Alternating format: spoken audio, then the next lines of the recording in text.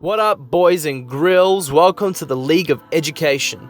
Cino checking in to teach you guys an important lesson that will boost your odds of winning games in League by 22.47%. Those are actual figures derived from the League of Education's secret archives.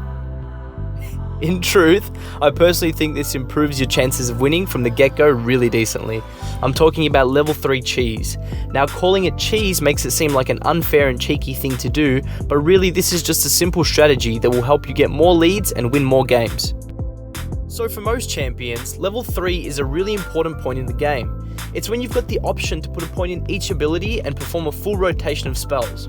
I play on a number of accounts and I've been noticing that even in my highest diamond account, players do not take advantage of level 3 opportunities anywhere near as much as they should. I don't know why this is the case, but I'm making this video to teach you why it's so important. Recently I've been playing a lot of Brand. I made a guide on the reworked Brand, by the way, so if you want to check that out, go to my channel or click the link in the description. The reason I bring this up though is because Brand has a really important level 3. When all 3 abilities are used in sequence, they activate the second part of his passive, which all in all is a lot of bloody damage. This means that at level 3, a Brand player shouldn't be looking to throw random Qs and poke his opponent. He should be trying to figure out how he can apply a rotation of all of his spells and try to either kill or heavily chunk his opponent. Too many players don't realize the opportunities that open up from gaining an advantage at level 3, and being able to understand these power spikes will win you more games and ultimately make you a better player. Like Brand, many champions are very reliant on at least 1 point in 3 of their abilities to be able to get kills or do decent damage. Vayne, pre-level 3, has no kill pressure. Janna, pre-level 3, can't really make plays. Fizz, pre-level 3, has no lane presence. Malphite, pre-level 3, let's not even go there. Keeping this in mind, it's really important to utilize the advantage that opens up from hitting this power spike before your opponent. For some champions this might be at level 2, for some it might be 6. The essential thing to keep in mind is to determine when these spikes occur and to capitalize on the advantages that come with reaching them before your opponent, and in turn respecting and being cautious of your opponent if they hit their respective power spikes before you do. During and even before games, you should be assessing these power spikes and how they will affect you in your lane matchups. Whether you're planning on going aggressive at level 3 or have to be careful of your opponent's skill rotation at this point.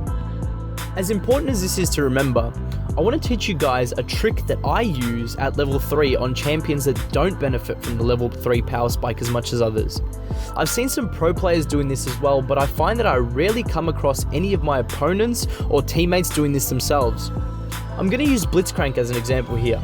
So Blitz with his hook ability has an obviously strong level 1 and 2.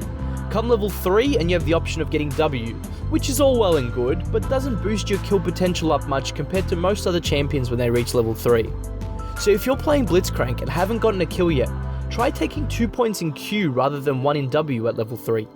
Landing a hook now will grant you an extra 55 damage, which at level 3 is a solid boost of damage, added to the fact that your opponents will be caught off guard because they'll be expecting you to press W and run at them to get your rotation off, when you can just flash onto them with your E and hook them easily after that for what will probably be an easy kill. I'll give you another example.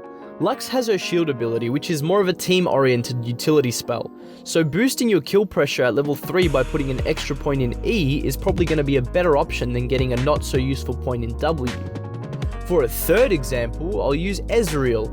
If you enter an extended trade at level 3 and you've got 2 points in your Q and 1 in your E, rather than 1 point in each ability, you will net more damage at a lower mana cost by spamming Qs rather than using Ws, and the cooldown's shorter as well.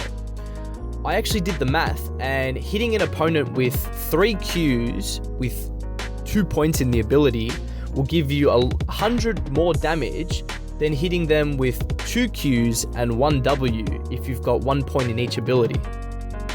I'm sure you can understand by now that some champions benefit more from leveling an important ability twice at level 3 rather than putting a point in each across the board. Most players are not aware of the difference this can make in early game trades, and it's an awesome thing to keep in mind to give yourself an advantage over your enemies. I've used this little trick to win a shit ton of early game fights that my opponents don't expect me to win, and you can do the same thing. Start experimenting with different champions and see what you can come up with. overall idea behind all of this is for you guys to understand that you have options with your skill sequences. Don't worry about all those MOBAFire guides that tell you that you have to put 1 point in each ability at level 3 and stupid shit like that. If there's one thing to take from this video, it's that every champion has a unique kit, and being able to understand when their power spikes are will help you predict and be ready for the choices your opponents will make and when. In much the same way, you'll have a greater understanding of your own champion's capabilities, which is going to help you gain more advantages in the game and win more games. I hope you liked this video, my friends. Hit me up with any questions or feedback in the comments section, and subscribe to join my ever-growing community. I've been Sino, and I'll see you soon.